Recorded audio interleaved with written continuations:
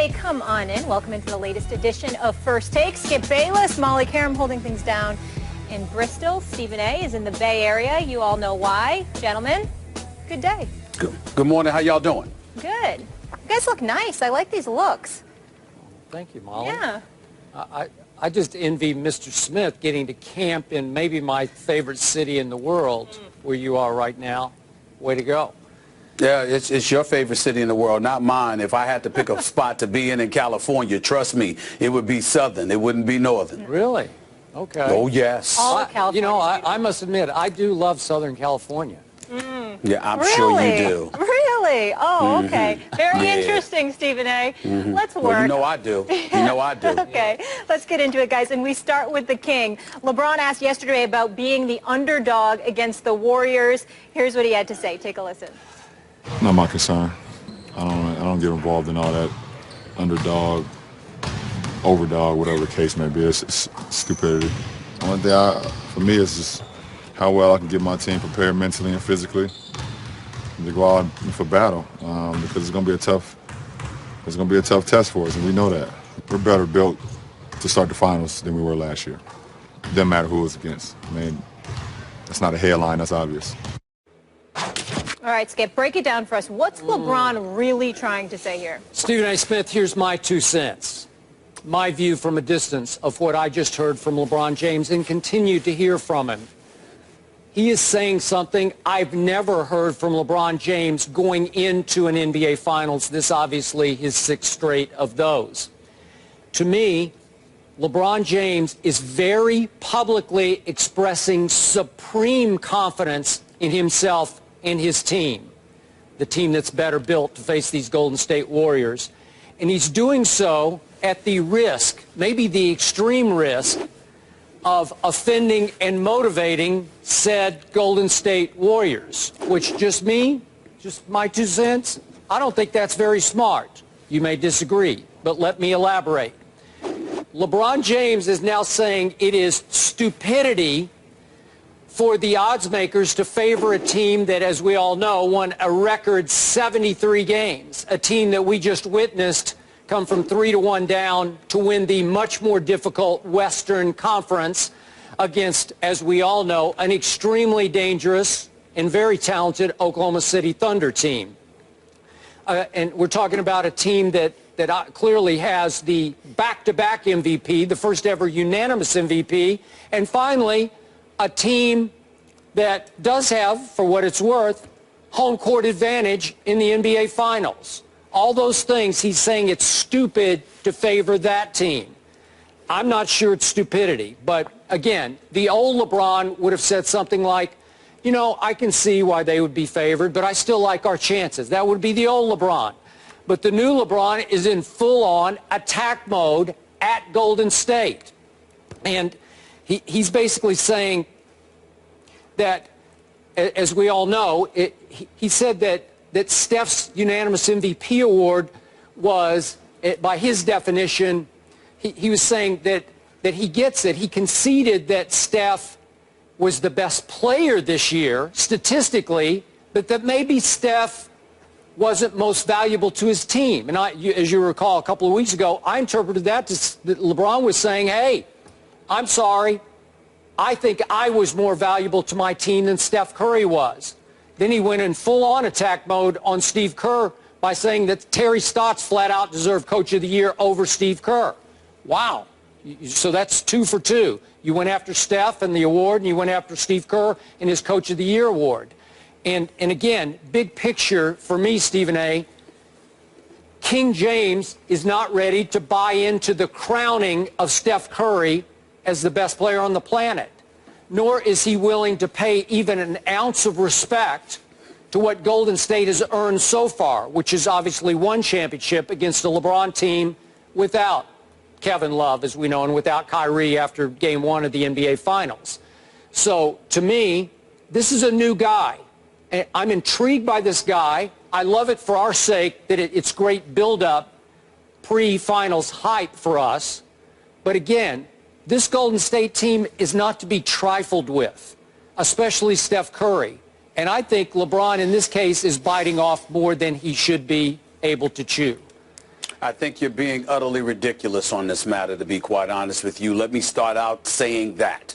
And the reason I feel that way is because you're acting as if somehow, some way, the Golden State Warriors are going to have mercy upon LeBron James. If somehow, some way he speaks glowingly about them, respectfully about them, that he doesn't do anything to agitate them or whatever the case may be. These are the NBA Finals. There is a championship on the line. And if there is a team that is merciless when it comes to the opposition, it is the Golden State Warriors. When they get going, they get going. And when they hit you with haymakers via three-pointers, of course. This is just what they do. And so they're not going to have any mercy upon LeBron James because he speaks eloquently and he says the right things and he goes about doing things the right way and all of this other stuff. Not to mention the fact, four-time league MVP, two-time NBA champion, somebody that basically by himself with little to no help to speak of still averaged 35, 13, and I think 7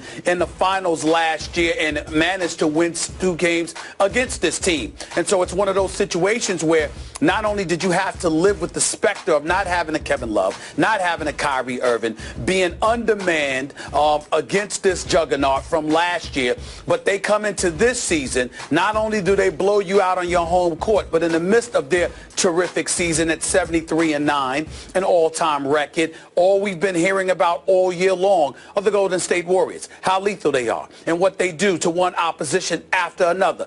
If you're LeBron James and you've got any kind of metal inside of you, you're going to get tired of hearing that. So you talk about trifling with somebody or messing with somebody or whatever the case may be. I'm sorry, when you're the opposition, you're supposed to be willing to do anything.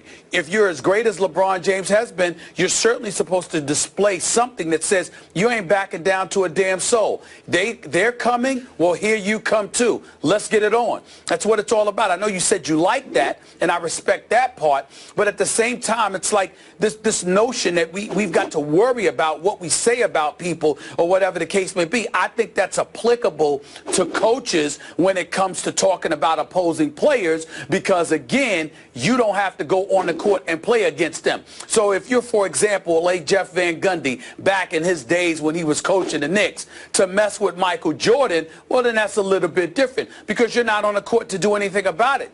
But if you are a player, particularly a superstar elite player, the likes of LeBron James, and you want to talk, well, you talk away. You talk all you want to talk because you're the one that's going to be on the court in a position to back it up as opposed to hoping that somebody else does it for you. So I really don't have any problem with it. It doesn't bother me at all. I like it. It makes me elevate my level of confidence in LeBron James. Maybe not to the point where I'm going to pick them. I haven't decided that yet. We'll find out tomorrow. But nevertheless, it's one of those situations where I want to see this from champions. And I want to see this from championship contenders. I say it all the time, quoting my man, the nature boy, Ric Flair. To be the man, you've got to beat the man. Golden State, they're the men right now. Cleveland is coming. I have no problem with it whatsoever. I welcome it. That kind of banter and chatter, whatever the case. And in terms of talking, saying this stupidity, in terms of prognosticators, well, he's supposed to feel that way. But obviously, it's a very, very big deal because prognosticating is a multi-billion-dollar industry that is gambling, okay? And so then you have, whether it's literally gambling, it's fantasy football and basketball, it's a host of other different things. The bottom line is it's a moneymaker. He needs to get over that, but I don't blame him for feeling the way that he feels, just like I don't blame any other player for feeling the way that they feel because we're not the ones that have to go out there and perform. They are. And if you're predicting somebody's going to lose, and somebody's not the favorite, and somebody can't win, and I'm the guy that's got to go out there and perform, and you're predicting that I'm going to lose, I got a problem with you, too. I'd call you an idiot myself, meaning any of us, not you, but any of us. Okay. I think you're misapplying the Ric Flair line here. To be the man, you have to beat the man. LeBron is saying they ain't the man. I'm still the man. We are still the man. He's saying... Well, I think he's saying him instead of we. Okay, that's fine. I'll give you that.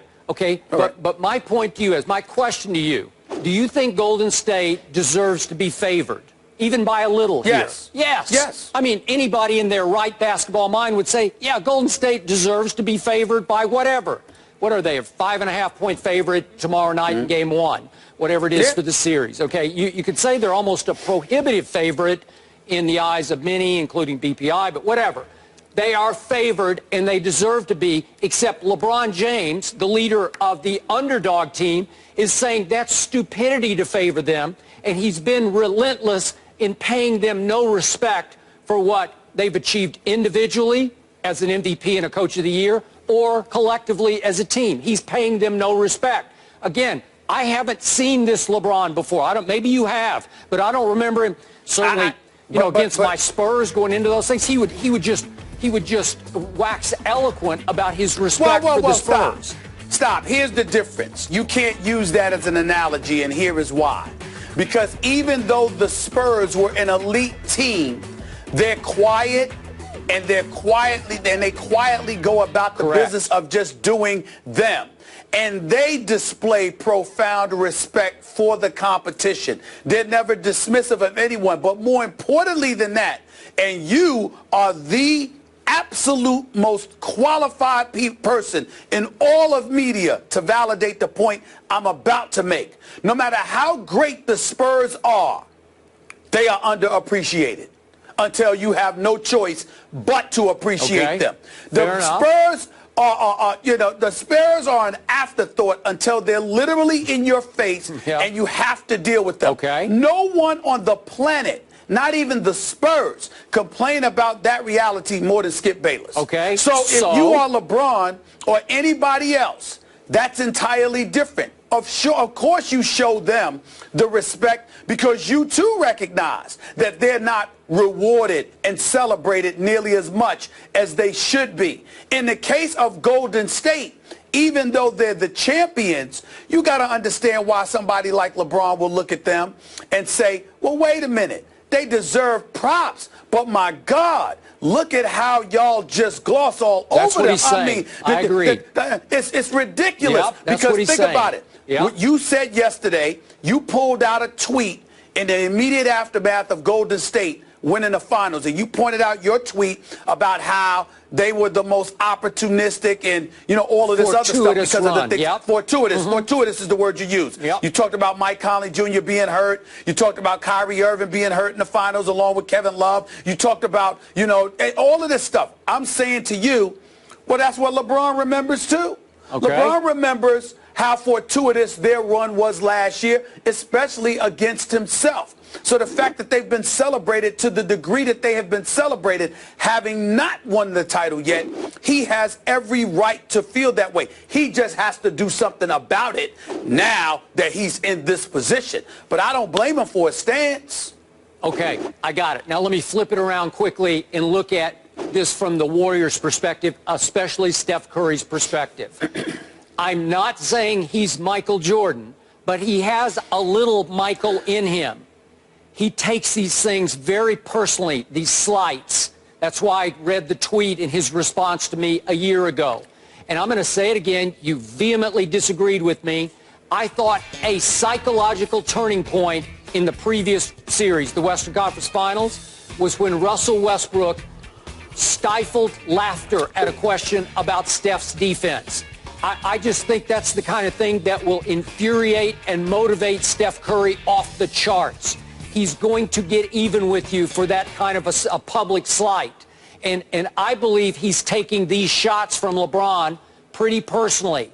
I'm not sure that's smart going into the finals. Maybe, again, if you can back it up, you can back it up. Now it's time to go play. And maybe LeBron thinks he can back it up. And maybe he thinks his co-stars are prepared, that they've grown enough and they're healthy enough to back it up. They've shown that they are clicking at the highest level you can click at in the Eastern Conference playoffs. Now let's see what happens against the champs from the West. Now it starts. LeBron's season starts right now, to me. The season starts right there with you. That's fair enough, Skip. I don't have a problem with that, man, because we know we knew all along he was going to cakewalk through the Eastern Conference Finals. You damn right the season starts with him, and he better show up and produce. Fair enough. But let's stop with the nonsense about Steph Curry. First of all, when Westbrook was laughing, even though the question wasn't directed at him, it was about Steph Curry's defense, not his offense. We all know that Steph Curry is a lethal missile marksman, a sniper, the reigning two-time league MVP, and unquestionably the best offensive player in the game right now. I ask a question. Did the Oklahoma City Thunder talk smack about Steph Curry when Steph Curry dropped 46 on them in the regular season? Did the New Orleans Pelicans talk smack about Steph Curry when Steph Curry dropped 51 on them? Did the Clippers talk smack about him when he dropped 40 on them? There's been plenty. What about the Washington Wizards? And he dropped, I think it was 51 on them. Yep. Did they talk smack about him when he had spent the day early at the White House, okay, chilling with President Obama? No. Steph Curry doesn't need to be antagonized. He's merciless anyway. You could be the nicest guy. You can sing, you can hug him and sing Kumbaya to him. You can give him a massage, a pedicure, a manicure. You can do whatever the hell you want with Steph Curry. It ain't going to stop him from raining threes on you. He going to do it all day long, every chance he gets. So it doesn't make a difference. It's not about what Russell Westbrook laughed at. It's not about what LeBron James is saying. It's not about what Steph Curry's going to do Steph Curry.